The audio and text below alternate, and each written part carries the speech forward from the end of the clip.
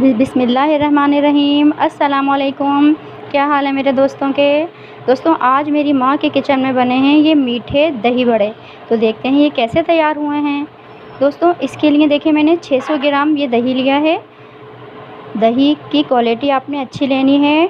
मीठा क्रीमी गाढ़ा दही आपने लेना है और इसको अच्छे से फेंट लेना है।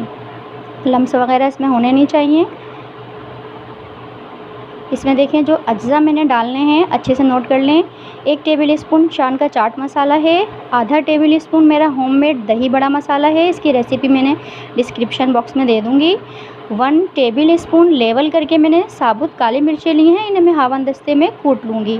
और एक छोटा सा पीस मैंने काला नमक का लिया है। काला नमक और काली मिर्चों को मैं हावन दस्ते में कूट कर डालूँगी। इसके अलावा देखें 1 कप मैं दूध डालूँगी, आप पानी भी ले सकते हैं इसमें। और इसके अलावा देखें 6 टेबल स्पून मैं इसमें चीनी के डालूँगी। मीठे दही बड़े हैं तो चीनी तो जाएगी। व्यूअर्स, देखें काला नमक और काली मिर्चों को मैं हावन दस्ते में कूट लेती हूँ और उसके बाद फिर मैं आपको बताऊँगी जब मैं इसमें। देखिए व्यूअर्स, ये दही मैंने अच्छे से फेंट लिया है। बाज़ार में जो आप दही बड़े खाते हैं जो बन से रोट के, वहाँ वो उसको मलमल के कपड़े से गुजार कर स्मूथ कर लेते हैं।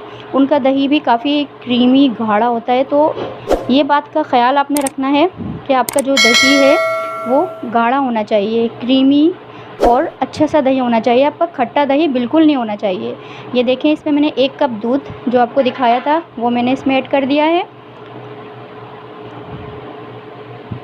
और देखें ये 1 टेबल स्पून और काला नमक और जो काली मिर्च मैंने आपको दिखाई थी वो मैंने हावन दस्ते में इसको क्रश कर लिया है, वो मैंने इसमें डाली हैं।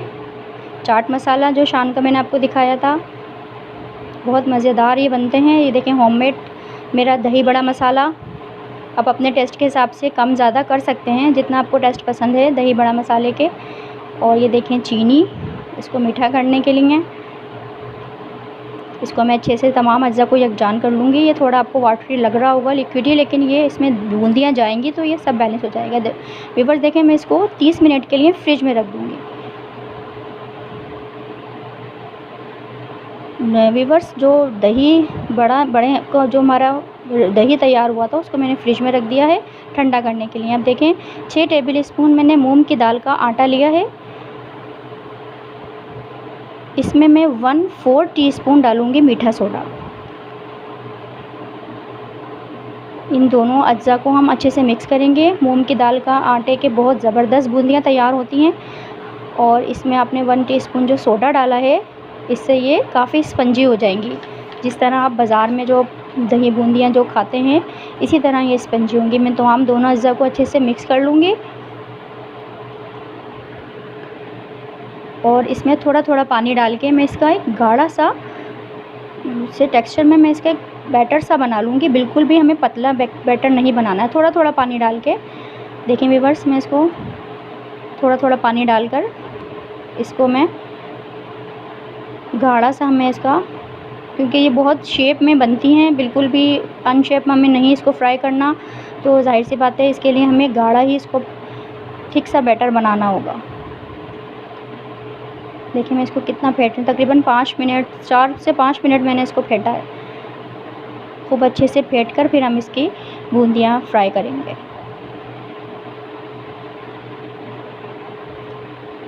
तकरीबन 4-5 मिनट में खूब अच्छे से इसको फेंटूँगी और इसकी बूंदियाँ तैयार करूँगी। फिर मैं आपको दिखाऊँगी कि इसकी बूंदियाँ कितने स्पेशल तरीके से मैं इसकी छोटी छोटी सी बूंदियाँ तैयार करूँगी।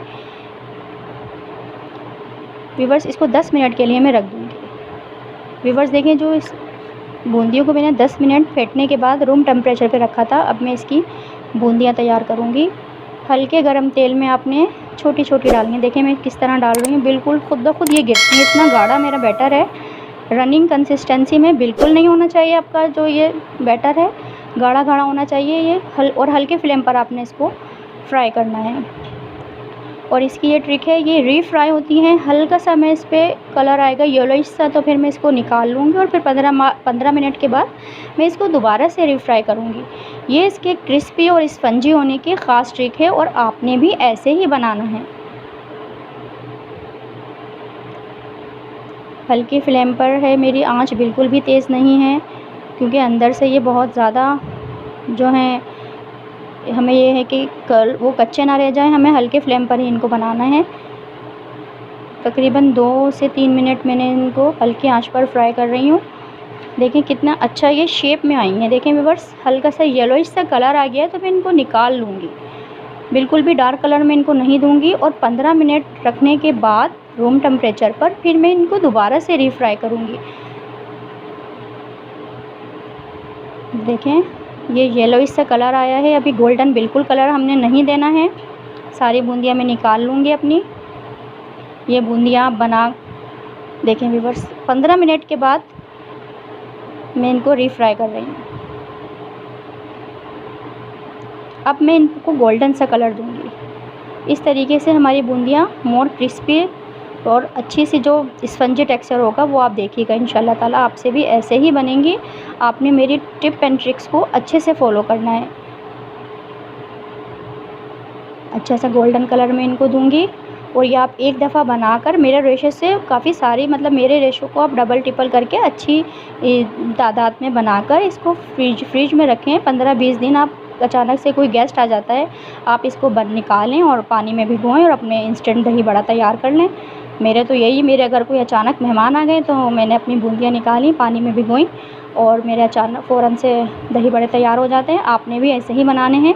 इस पे अच्छा सा गोल्डन सा कलर आएगा। मैं इसको दोबारा से निकाल लूँगी और फिर मैं इनको ठंडा करके पानी में भिगोऊँगी। गर्म पानी में, आप गर्म बूंदियों को आपने नहीं भिगोना है, ठंडा करके पानी में भिगोना है। देखिए इस पे कलर आएगा तो फिर मैं इसको निकाल लूँगी।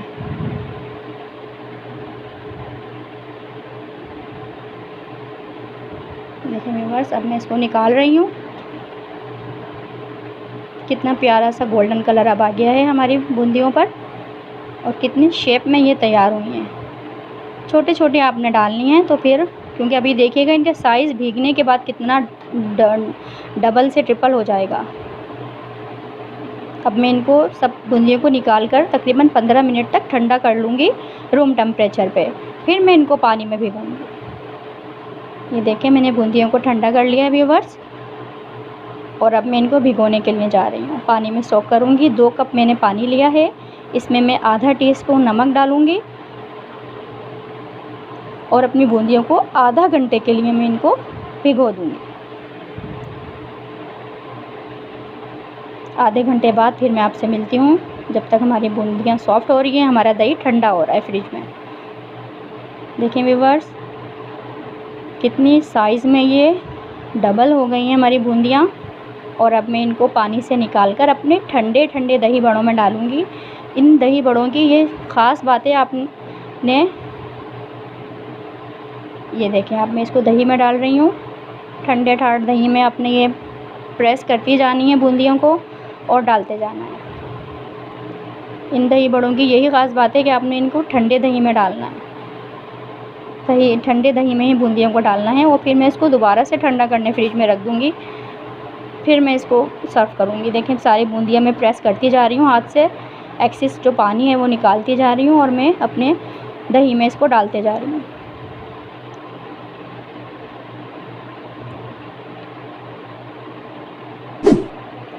आपने प्लीज़ मेरे चैनल को सब्सक्राइब, लाइक और शेयर करना है और साथ ही लगे बेल आइकन को भी प्रेस करना है। ये देखें कितने ज़बरदस्त से ठंडे ठंडे दही बड़े।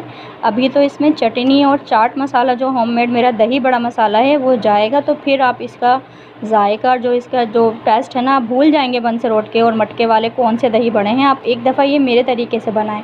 इनको मैं दोबारा से फ्रिज में ठंडा कर लूँगी।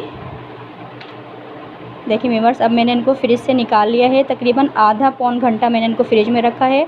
और अब मैं अपनी मीठी चटनी, इसका मैं लिंक डिस्क्रिप्शन में आपको दे दूँगी। मेरा होममेड चाट मसाला, पापड़ी इस पे ज़रूर डालनी है आपने। किसी दिन मैं आपको पापड़ी भी घर में बनाकर दिखाऊंगी इंशाल्लाह ताला। और ये बंसरोट के दही बड़े से कुछ भी कम नहीं है इंशाल्लाह ताला। आप बनाएंगे तो फिर आपको पता चलेगा।